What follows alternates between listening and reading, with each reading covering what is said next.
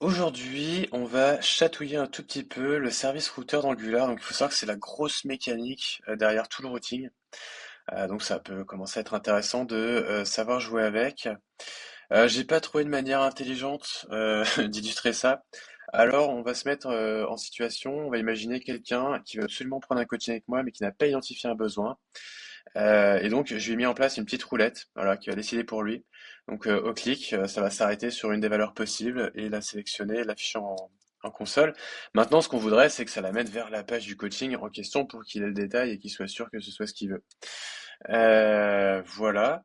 Donc, pour ça, j'ai repris ce qu'on avait fait au préalable, hein. Donc, la route paramétrée existe, d'accord, vers le détail du coaching. L'idée, c'est d'arriver à naviguer vers ce composant-là de façon codée et non plus de façon manuelle comme on a pu le faire précédemment. Donc pour ça, on récupère ici la liste des coachings existants, d'accord, via le getAll. On l'a transformé en signAll parce que c'est un peu la tendance. Là, on a un stop random qui est juste un simple subject qui me permet de stopper quand est-ce qu'on random, qu'on en renvoie la valeur random, qu'on la calcule, etc., etc. Et dans le select coaching qui est appelé au clic sur le bouton, on stoppe le random, on affiche la valeur. Là, j'ai utilisé le petit athlète, c'est un des derniers arrivés. Alors c'est intéressant ici parce que en fait j'avais besoin deux fois de la valeur du résultat. Alors j'aurais carrément pu la calculer directement ici, mais je l'ai pas fait. Voilà, ça permettait de montrer ça parce que je m'en sers ici et ici. Donc plutôt que d'utiliser faire le calcul deux fois, c'est fait une fois, on n'en parle plus. Euh, Donc, ce que je veux, moi, c'est qu'à partir du moment où je suis ici, en fait, que ça me redirige vers la route enfant. Il y a plusieurs manières de faire, bien évidemment. On va les découvrir ensemble. Je vais donc avoir besoin du fameux, le grand service routeur d'Angular. Le fameux, là. Et en fait, moi, ce que je voudrais, c'est plutôt que de loguer, en fait, qui me redirige tout simplement. Alors, il propose tout de suite une version. Naviguer. Navigate. Hop. Alors, on voit qu'il existe deux méthodes. Donc, il y en a une qui est la navigate, qui prend une commande, donc un tableau de segments d'URL, on verra après, et un navigate by URL. Alors, on va commencer par celui-là, s'il veut bien arrêter de me forcer des valeurs dont je ne veux pas. Donc ça, c'est un truc qui renvoie une promesse. Donc, on va faire ça. Hop, c'est un promise, je sais plus de booléen, très bien. Et déclencher au clic. Donc ça, c'est plutôt pas mal. Ça veut dire qu'il va me rediriger vers le coaching one hour, etc.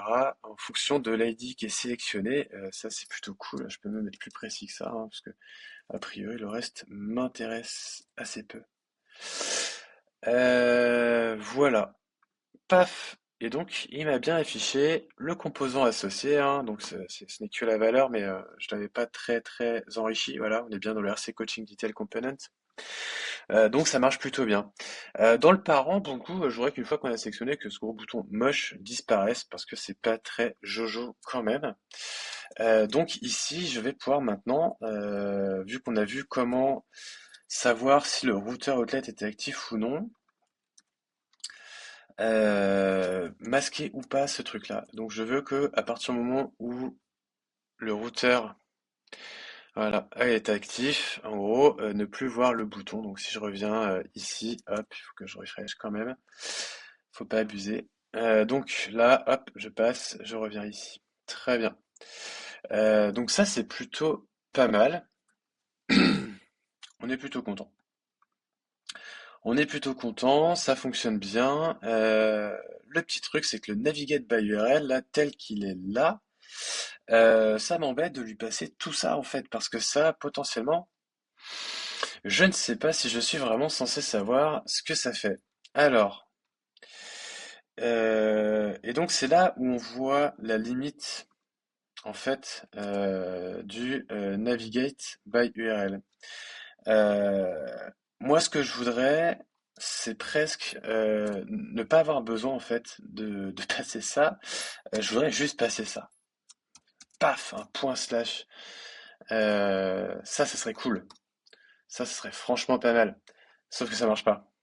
Et ouais, ça marche pas. Il connaît pas la route, il est pas content. En fait, ça se gère pas comme ça. Là où ça commence à être fun, c'est on peut utiliser la méthode Navigate. La méthode Navigate, en fait, qui va prendre du coup un tableau. Paf. Hop. Tac. Un tableau d'arguments, en fait. Alors, j'ai fait la même chose, hein. Du coup, on voit bien que ça ne change absolument rien. Par contre, lui, en extra paramètres, il peut prendre la propriété relative to. Et ça, c'est trop bien. C'est trop bien parce que ça veut dire qu'en fait, il suffit de lui injecter la route active courante, activated route, pas du tout. Voilà. Et en fait, vu qu'il sait maintenant quelle est la route active, on va lui dire qu'on veut du coup aller sur point slash.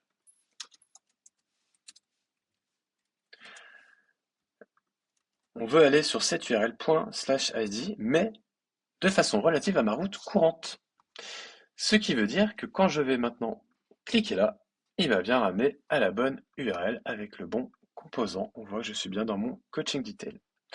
Voilà, donc ça c'est un petit truc qui coûte pas cher. Ça permet de naviguer de façon dynamique après des actions multiples, etc. Donc là on voit finalement je connaissais pas ma valeur à l'avance, je pouvais pas utiliser le router link, mais il fait quand même que je puisse naviguer.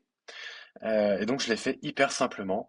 Il y a le Navigate by URL qui prend une chaîne de caractères. Donc là, l'idée c'est que tu connais ton URL complète, hein. Donc si tu la connais, bah, c'est très bien, tu peux l'utiliser direct. Mais encore une fois, si tu connais pas ton URL et que tu as besoin de travailler de façon relative, et bah, tu peux utiliser cette deuxième méthode qui prend un tableau d'URL. D'ailleurs, je me demande si ça marche pas. On va essayer. Hop, voilà, ça marche très bien. On n'a même pas besoin du point slash.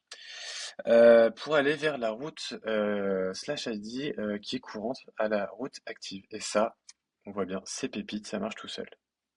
Voilà, amuse-toi bien avec le routeur.